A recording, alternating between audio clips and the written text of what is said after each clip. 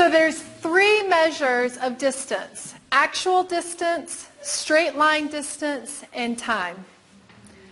Which of these matter? And when I say matter, which of these are significantly related to under 5 mortality? Which one? Distance traveled. And Willie, tell me, what did you look at here to tell me that that is significant? Okay, so Willie looked at p-values, and he compared it to 0.05, and he said those are significantly different because, or they are significant predictors because it is less than 0.05.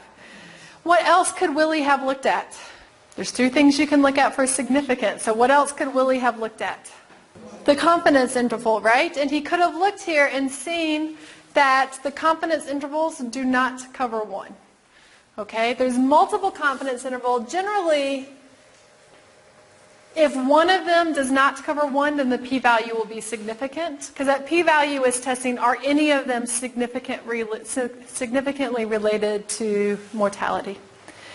What else is significant? So it's the distance traveled and the travel time. Tony, what did you look at to tell me that that was significant? We looked at the p-value. The p-value? Great.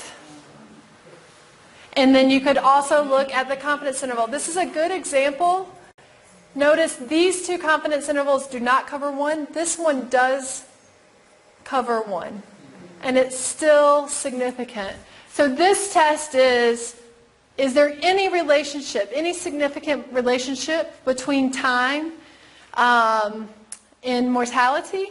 And then you could look here and say, well, maybe it's not so much if you're, less than 2.5 hours, but where it really matters is if you're 2.5 to 3.5 or 3.5 to 6.5. Because that's where your confidence intervals start pulling away from 1. Okay, so the p-value is, does any of the time factors matter?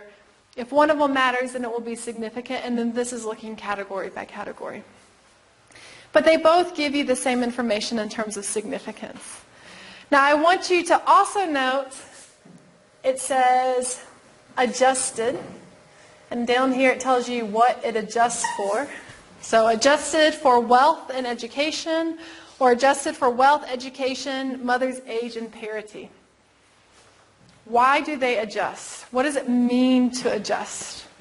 What are they trying to minimize? They're thinking about confounding factors. So my main question of interest is distance related to mortality?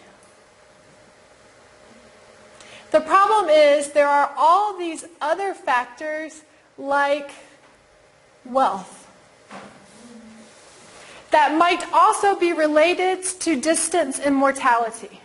So for example, those who live far from Ringquavu, maybe they have less money than those who live in the Ringquavu Umadugadu. So those who are far are poorer than those who live close to the health center.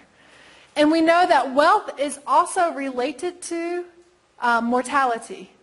Those who are poor have higher mortality than those who have more money.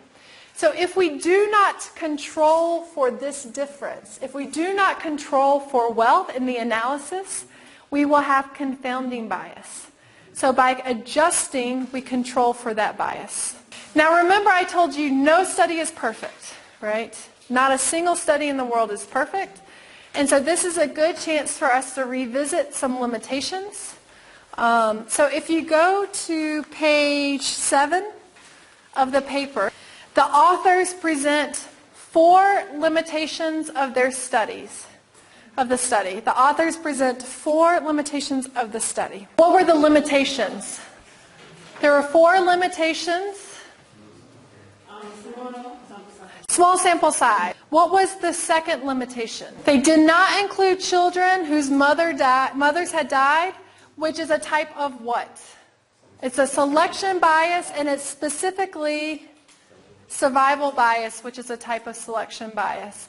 So women who had died, do you think their babies are more likely to have died or less likely to have died?